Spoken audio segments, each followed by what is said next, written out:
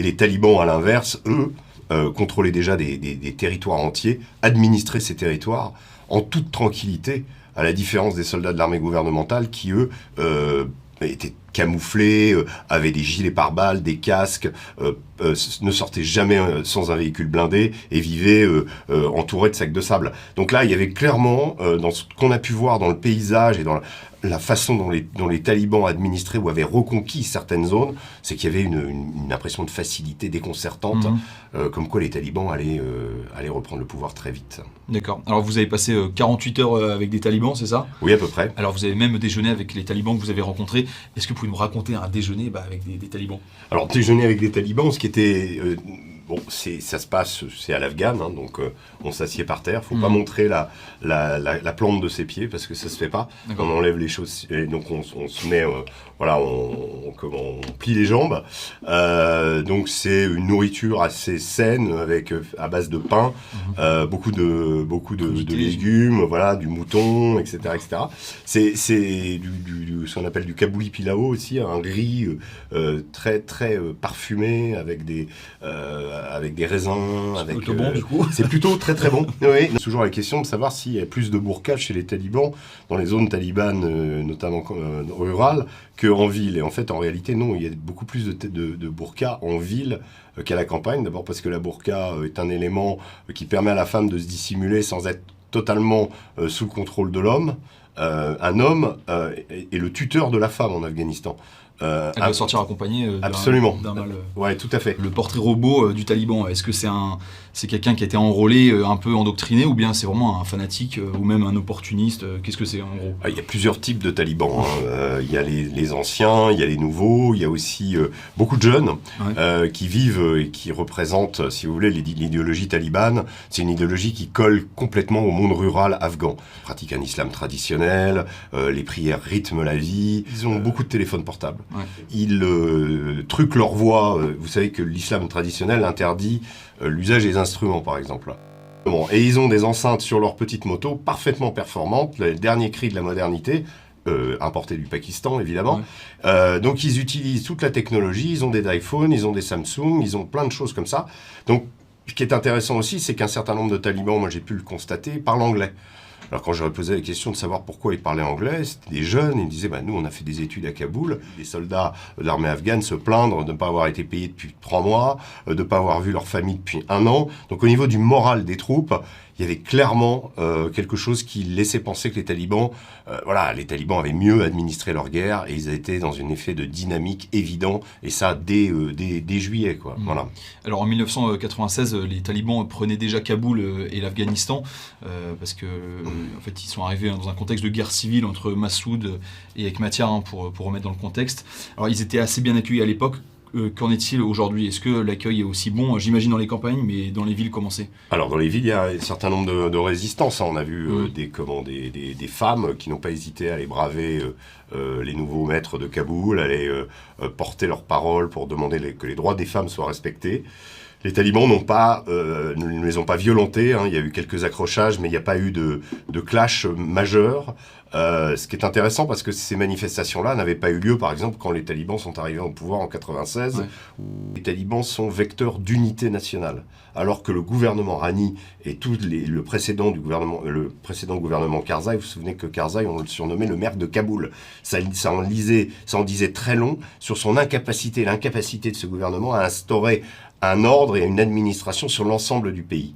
Et une administration inclusive, incluant toutes les parties de l'Afghanistan. Là, les talibans, à la différence de la dernière fois, où ils étaient partis des zones pashtunes du sud, de Kandahar, de la province d'Helmand, éventuellement de Nangarhar aussi, de l'Est, contre les hommes du Nord, les Tadjiks, les Hazaras, les Ouzbeks.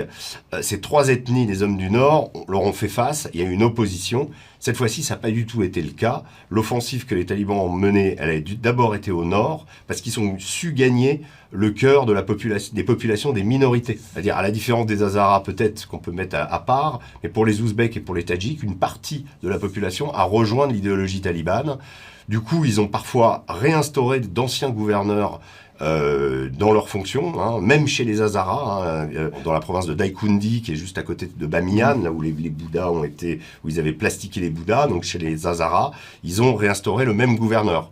D'origine Hazara, ce qui est inimaginable dans l'ancien régime taliban. Ils ont par exemple décrété que l'ouzbek était une des 3 langues officielles de l'Afghanistan, avec le dari et le pashto, pardon. Donc en fait, ils ont donné des gages aux minorités, et c'est comme ça qu'ils ont conquis le pouvoir. Et pour s'y maintenir aujourd'hui, ils jouent la carte d'une forme d'unité nationale. Alors, vous avez couvert pas mal d'autres conflits, et on dit que l'Afghanistan est le tombeau des empires, et que les Afghans sont de redoutables combattants. Est-ce que c'est vrai, et est-ce que les talibans sont encore plus redoutables de par leur fanatisme ? Alors, la question des talibans, ils étaient environ, on a estimé, les services de renseignement américains estimaient que les talibans étaient environ au nombre de 75 000 à peu près, tandis que l'armée afghane était au nombre de 300 000 à peu près. Donc équipés, avec tout l'équipement moderne que d'ailleurs les talibans ont récupéré pour partie. Cette armée afghane a été battue par un ennemi inférieur numériquement qui va au combat sans gilet pare-balles, sans casque et avec des sandales.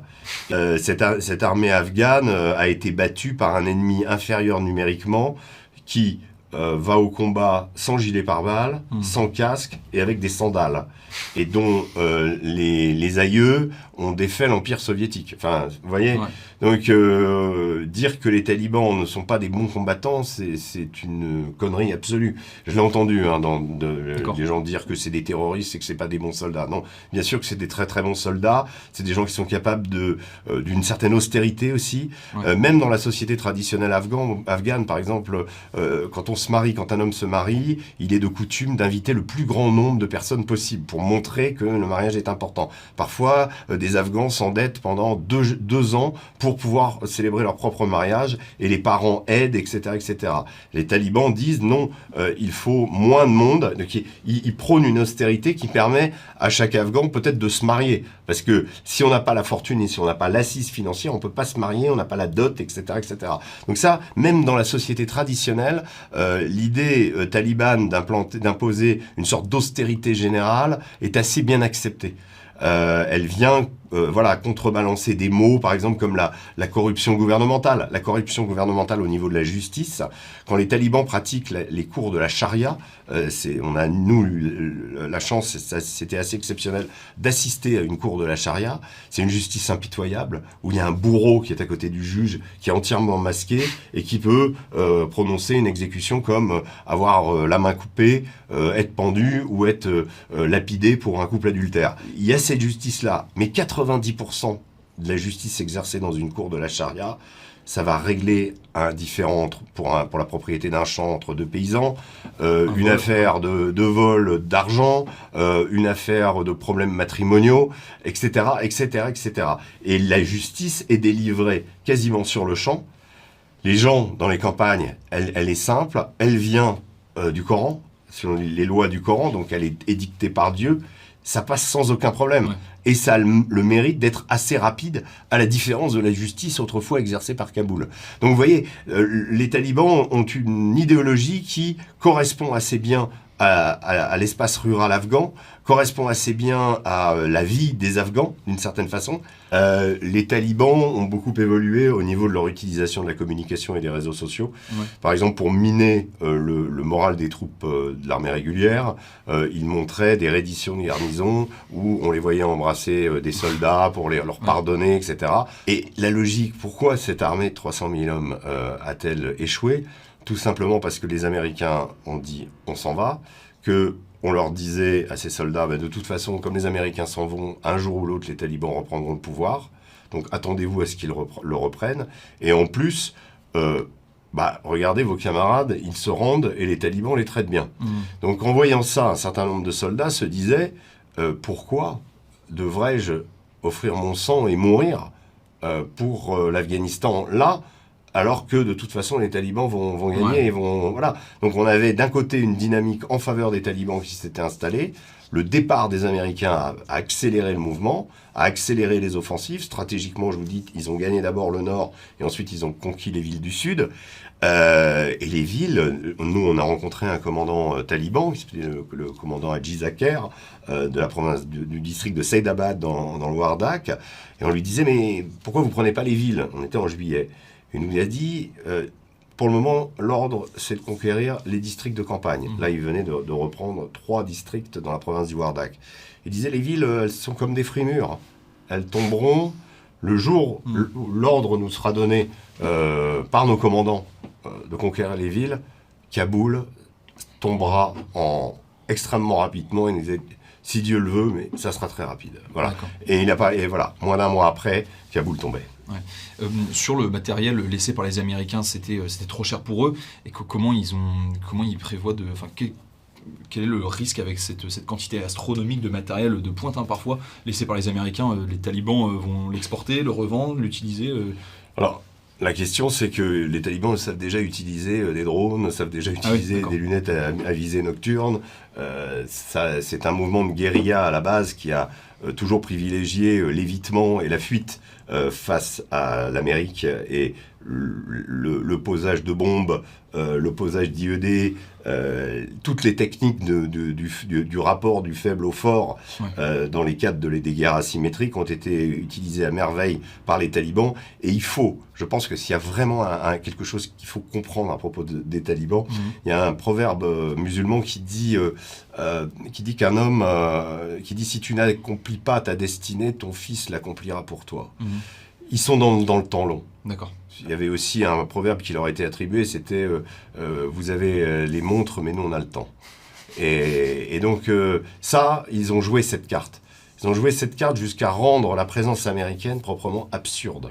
L'Amérique est intervenue et ensuite elle a eu ce souhait, puisque c'était à la mode à l'époque, de faire du nation building, c'est-à-dire de reconstruire l'État afghan en lui proposant un modèle à l'occidental, d'une certaine façon, avec une hiérarchie, un premier ministre, etc., une administration. Ça n'a jamais marché. Ça n'a jamais marché, et ça a tellement jamais marché qu'au bout de 1000 milliards de dollars investis, les Américains ont fini par se rendre compte qu'il reste 50 plus ou 50 moins, ça ne changerait rien. On n'y arriverait jamais. On n'y arriverait jamais parce qu'on a voulu plaquer, je pense, une idéologie occidentale, une vision occidentale sur un pays qui échappe à cette réalité-là, dont les acteurs ne pensent pas de cette façon-là.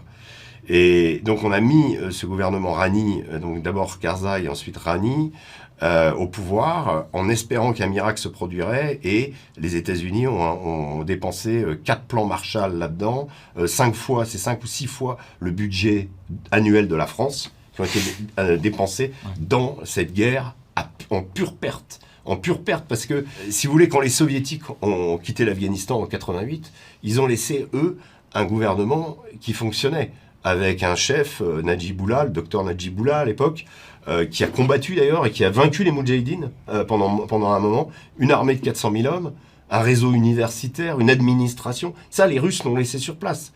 En 91, le gouvernement a été anéanti et la guerre civile s'est imposée. Pourquoi? Tout simplement parce que l'URSS a disparu.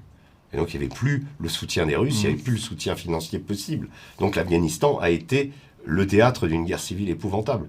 Puis aussi le fait que les Américains qui avaient investi massivement auprès des Moudjahidines contre les Russes se sont complètement retirés. Vous savez, c'est le film La guerre de Charlie Wilson, qui raconte comment ce sénateur s'est battu pour armer les Moudjahidines, notamment avec les missiles Stinger, pour leur redonner l'avantage face aux Russes, et comment il a contribué à la défaite des Russes, et comment à la fin du film, il explique et il dit mais pourquoi on n'a pas investi dans les écoles, pourquoi on a abandonné l'Afghanistan à son sort? Et c'est un peu à cause de ça qu'on a eu les talibans. Mais d'une certaine façon, donc on est dans une narration, pour revenir sur les talibans, ils sont sur le temps long. Et ils ont gagné pour ça. Ils ont gagné parce que la guerre américaine, elle n'avait plus aucun sens. La présence américaine, elle n'avait plus aucun sens. Et beaucoup d'Afghans se sont rangés du côté des talibans par révulsion justement de cette présence occidentale, du poids qu'elle a fait peser sur la société. Beaucoup d'Afghans viennent nous dire, nous Français, vous avez détruit notre pays. Mais non, on n'a pas détruit votre pays, on a essayé de l'aider. Si, vous avez détruit notre pays, ils s'en sont persuadés, y compris dans le camp gouvernemental, hein, pas que chez les talibans, c'est assez étonnant d'ailleurs. D'accord. Ah. Est-ce que les États-Unis sont un peu définitivement vaccinés avec cette idée d'exporter leur modèle un peu partout dans le monde ? Je pense que oui, c'est la fin du droit d'ingérence, c'est la fin des guerres, je dirais, messianiques, si on peut les appeler ainsi. Je disais... سبيل مريح تنهد يا صاحي كي تستريح وبث الدعاء الخفي الصريح يسعك الفضاء الرحيم الفسيح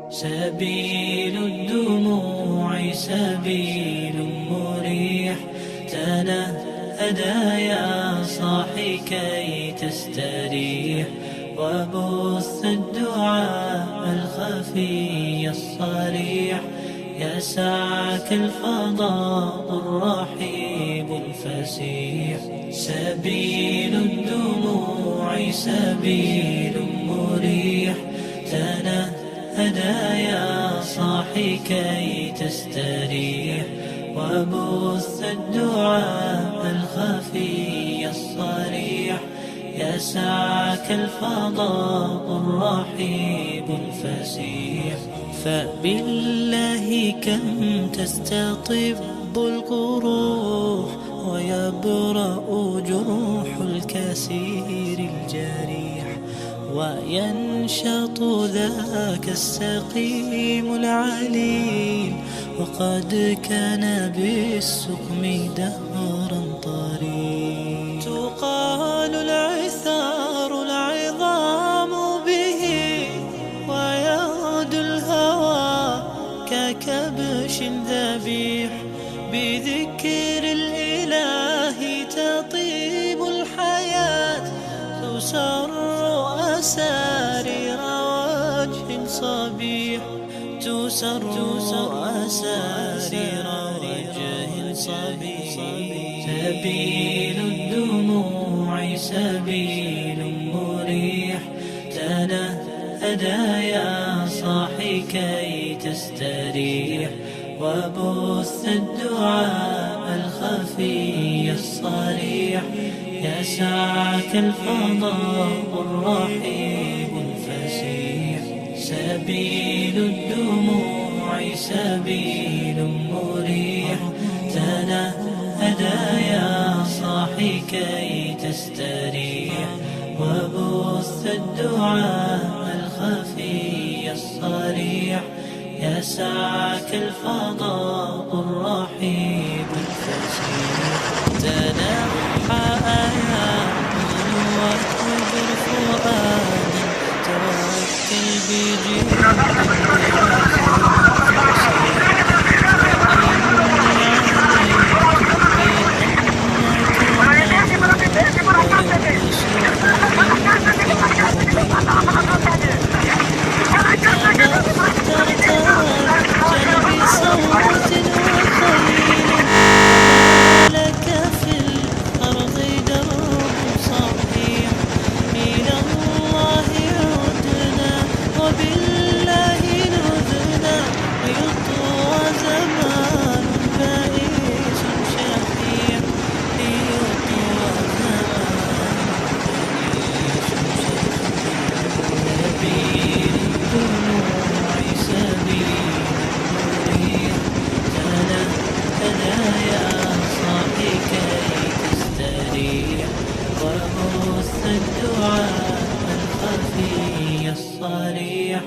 يسعك الفضاء الرحيب الفسيح سبيل الدموع سبيل مريح تنهدى يا صاحي كي تستريح وبث الدعاء الخفي الصريح يسعك الفضاء الرحيب الفسيح كناستا الله أكبر लेके तुम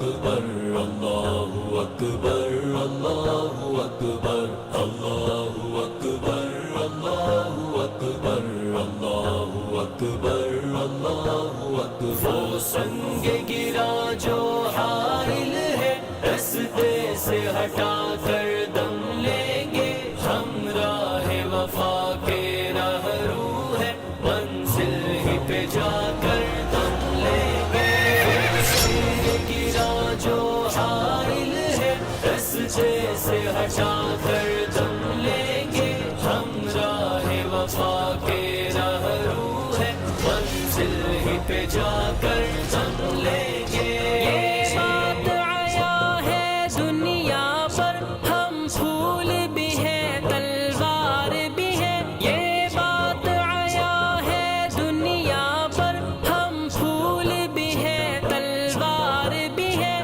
یا بس میں جہاں مہکائیں گے یا خون میں نہا کر دم لیں گے ہم راہ وفا کے رہرو ہے منزل ہی پہ جا کر دم لیں گے سنگ گرا جو حائل ہے رستے سے ہٹا کر دم لیں گے ہم راہ وفا کے رہرو ہے منزل ہی پہ جا کر دم لیں گے اللہ اکبر اللہ اکبر اللہ اکبر اللہ اکبر اللہ اکبر اللہ اکبر اللہ اکبر اللہ اکبر ارباب حکومت سے کہہ دو یہ عزم کیا ہے ہم سب نے ارباب حکومت سے کہہ دو